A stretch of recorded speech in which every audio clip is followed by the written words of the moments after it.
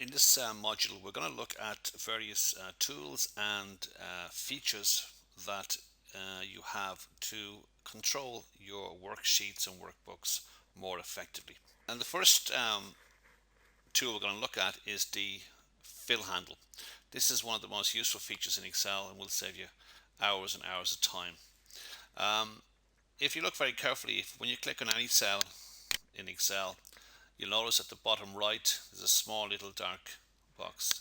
Whatever cell you click on, the bottom right is a small little dark box. This is what we call the fill handle, and it's fantastic in Excel for copying things, copying values, copying numbers, and as you will see later on, it's very important for copying functions and formulas.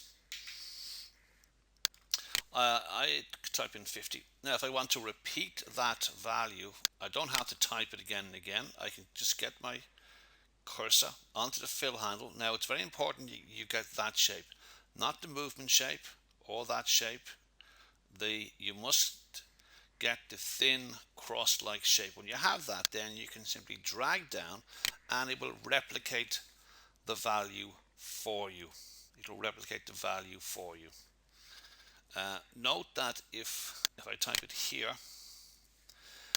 now if I want to copy that down, now because we have values to the left of this value, it means I don't even have to drag it down.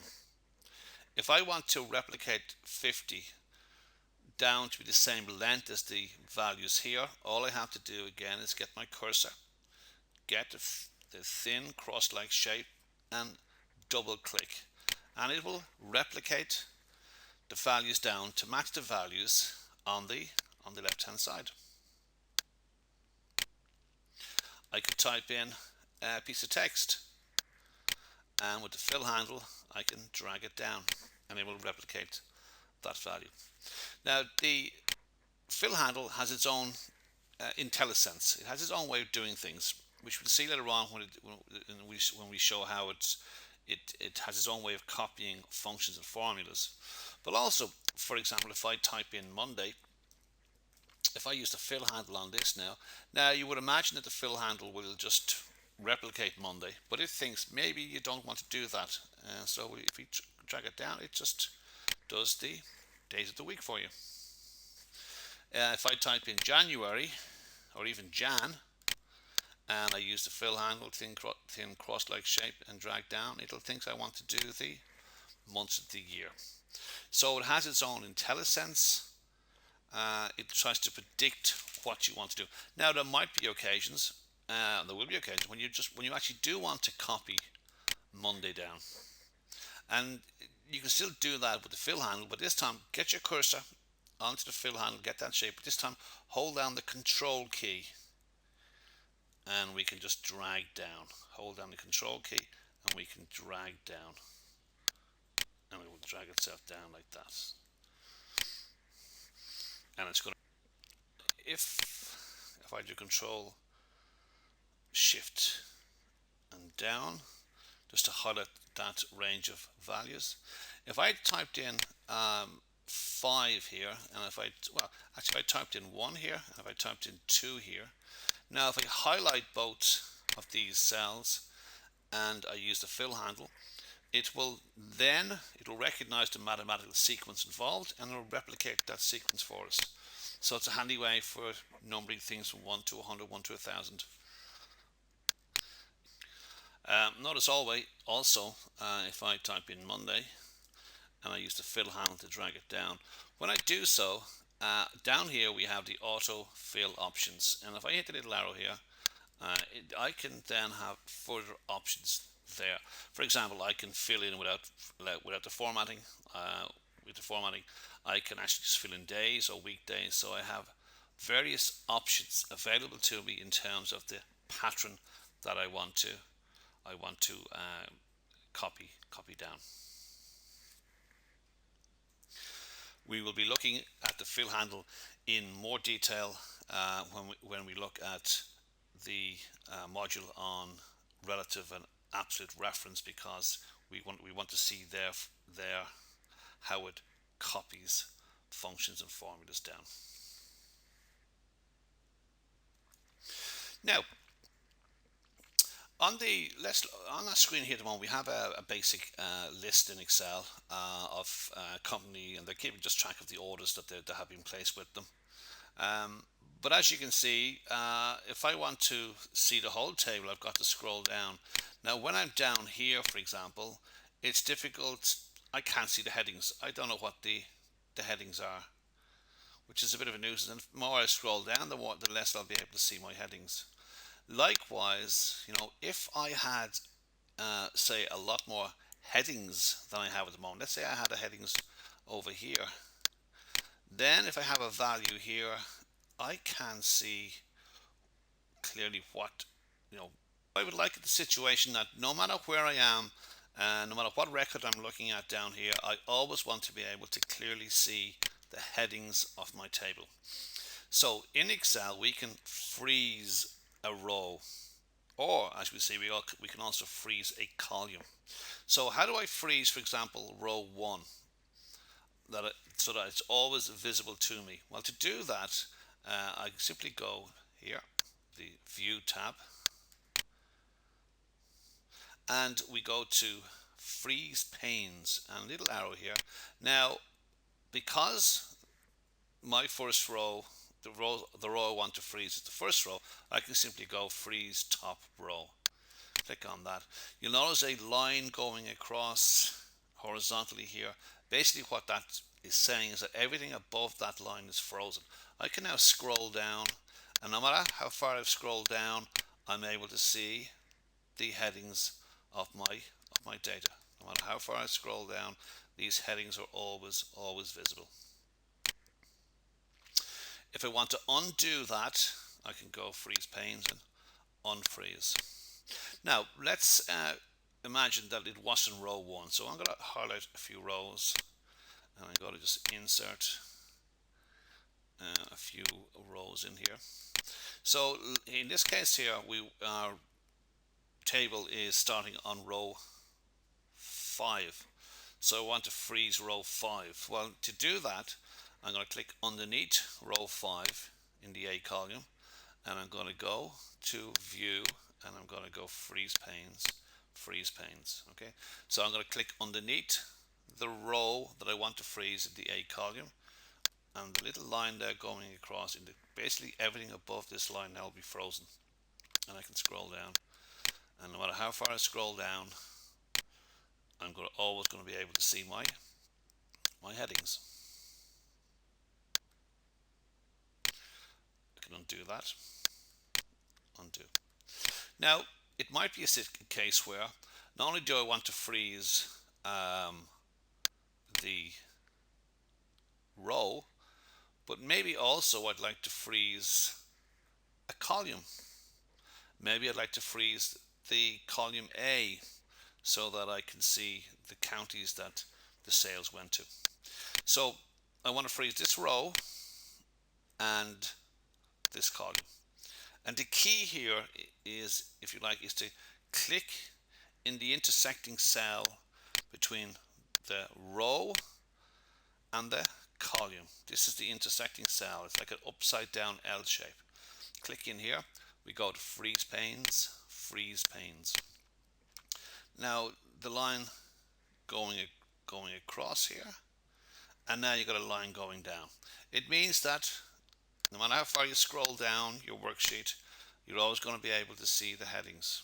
But it also means that if we have data over here, we're always able to see column A. No matter how far I scroll over here, I'm able to see the column A. So one of the first things you would do in Excel when you have a large worksheet is to freeze various either the column or the row or both together. And the key point is where you place your cursor. If we want to undo it, unfreeze. Let's say I want to compare row 6 here with row 26. It's a bit difficult. I'm going to have to scroll up and down to check the figures in row 6 against row 20. It's quite difficult. Is there a way around that? Well, there is. If you look very carefully up, here we have our formula ribbon, and here we have our scroll bar and little arrow here, but just above that arrow there's a small little grey box. Now if you get your cursor on that, you want that shape with the upward and downward arrow, and when you have that shape you just drag it down into the middle there. What you've done now, you've split your screen. You'll notice now that you have a scroll bar here and another scroll bar here. Basically you now have two copies of the same worksheet. You have two copies of the same worksheet, and you have access that I can move that one up and down. I can also move this one up and down. So now I can actually move that down so I get row 26 visible, and it's much easier now for me to compare that with the row that I want here. So I can now easily compare that row against this row here. If I want to get rid of that, I simply double click on it and it's back. Maybe if we had lots of different columns, more columns, and I wanted to compare a column here with a column over here, how would I do that? Well, you have a similar button down here, small little grey bar. Again, get that shape, drag it across, and now you have a scroll bar down here and a scroll bar down here. Basically now you've got two copies horizontally split. Dublin F47, F47. You know, if I change this here to 1000, it's going to change it over here to 1000. They're just the two copies. But this is very handy now for comparing columns against columns. Columns against columns. If you want to still, you could drag that one down, and now you've got into 4. I've got scroll bars here, here, and also scroll bars here to give me different views. Again, if you have a very large worksheet, this gives you more control over looking at the various rows and the various columns that are there. To get rid of it, double click. One important point to note, if I put back the freeze panes here, if you have freeze panes on, as we have here, then you will not have the option of splitting your screen. Look, that the little grey box is not visible here, and it's not visible here. Okay, you can't have both. If you have freeze panes on, you will not have the option to split your screen. Therefore, to split your screen, you must first of all switch off or unfreeze the panes, and now we have the options to split your screen now available to you. Every workbook is comprised of worksheets. Here, for example, we have sheets 1, 2, and 3. I can add more worksheets to it by clicking here and clicking again, and I can adding a lot more worksheets. Each worksheet can be changed. If I right click, for example, in sheet 1, I have various things I can do to it. I could, for example, rename the worksheet. If I click on rename, all it basically does, it highlights the name, and I can type over that with, say, Monday, and I click out of it. Instead of right clicking, you could just double click on the actual sheet tab so it becomes highlighted, and then type over it, and you have given your worksheet a name. If I right click on it, I can give it I could give the tab a different color. I now have that given that a kind of a red color. It might be that I want to hide a particular worksheet. Well, I could right click and hide. Sheet 3 is now hidden. To bring it back, I can unhide. Which one do you want to unhide? Sheet 3, and it's brought back to where it is. I can move worksheets very easily. Simply put my cursor on, hold down the left part of your mouse or touchpad, and you can drag and drop. Note the little triangle. If I let go now, it'll the new Tuesday will be between sheets 3 and 4. So I put my cursor on it, hold down the left part of your mouse and touchpad, and just drag and then drop, drag and drop. So you have full control over the position of all your worksheets. Often it can be very important if you're going to do some work on a worksheet to have a copy of that worksheet available to you in case things go wrong. Again, if I right click on this, I can go move or copy. Now this gives me the option of either moving this worksheet to somewhere else in the workbook or to a different workbook. Now I can move it to a new workbook, and Excel will open a new workbook. If I want to move it to an existing workbook, I must have that workbook open. I must have it open, and then I can move it to it. But if I want to make a copy of a worksheet, then I can make a copy again to the same workbook, to a new workbook or different workbook, but I must tick this box, create a copy. If you want to make a copy, you must tick that. That will make a copy of it. I'm going to say make a copy of it in the same workbook, and I can also tell it whereabouts I want the copy to be. I'm going to leave it at the same location. Yeah, hit OK, and now I've got Monday 2. So there was my original worksheet. This now is a copy, an exact copy of that. So if I do anything wrong or this gets damaged, at least I have a backup copy which I can utilize. If I no longer want that, I can right click on that and I can delete. I can delete that. Do I want to delete it? Yes, I do. And it's disappeared. Very often in Excel, you have to make changes to more than one worksheet. You might be asked to format 10 or 20 worksheets. You might be asked to change the name of a company in 100 worksheets. Is there a way in which you can do them all at the same time? And there is, and in Excel there's a very, very useful concept called grouping, which basically allows you to change a specific cell in more than one worksheet. So let's have a look at that. Let's say, for example, I'm not too happy with this background color, and I want to change it in various worksheets. So what we can do, I can click on the first tab, and then keeping the shift key on your keypad pressed down, keep the shift key pressed down.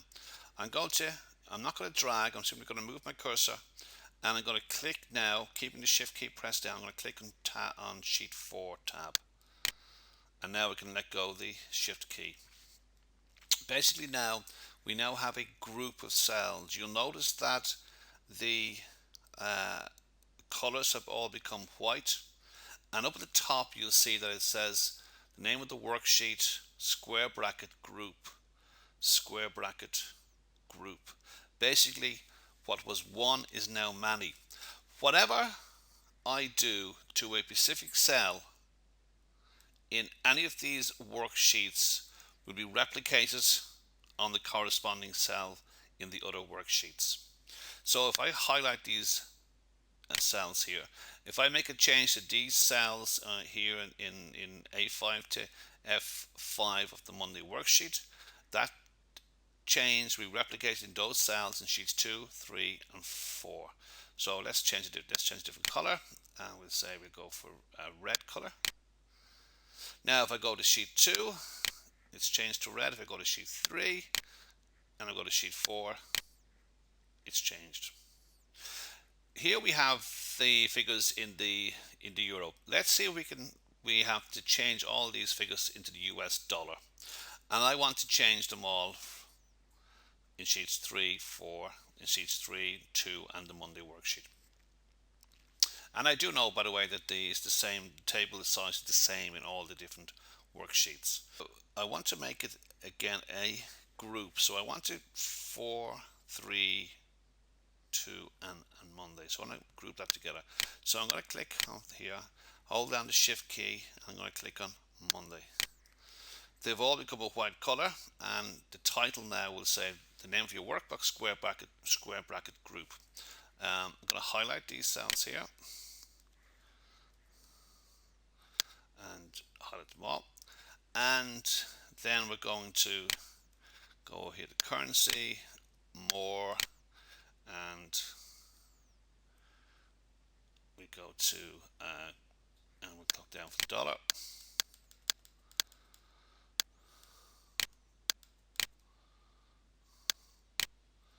No less places, and we hit OK.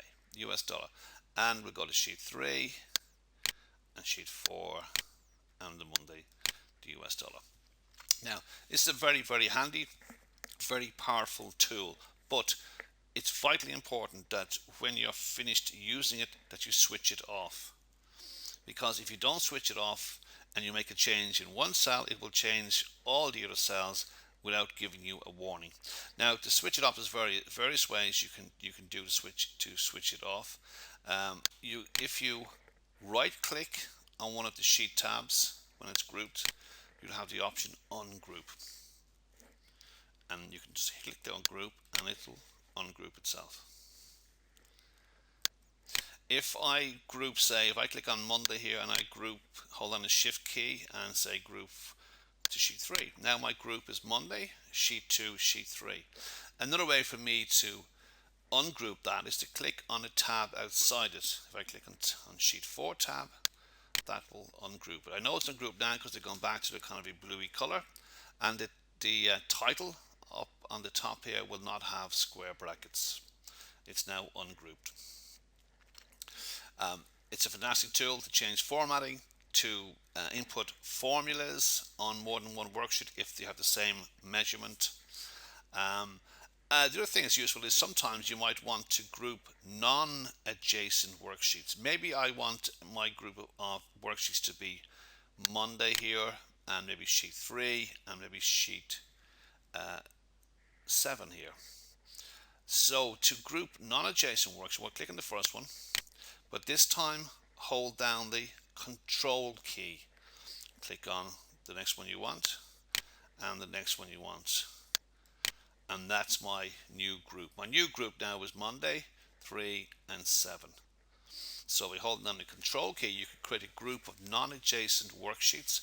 You can make a change and they'll change in all those. To undo that group, I'm going to click on a tab not in the group, and it will ungroup themselves.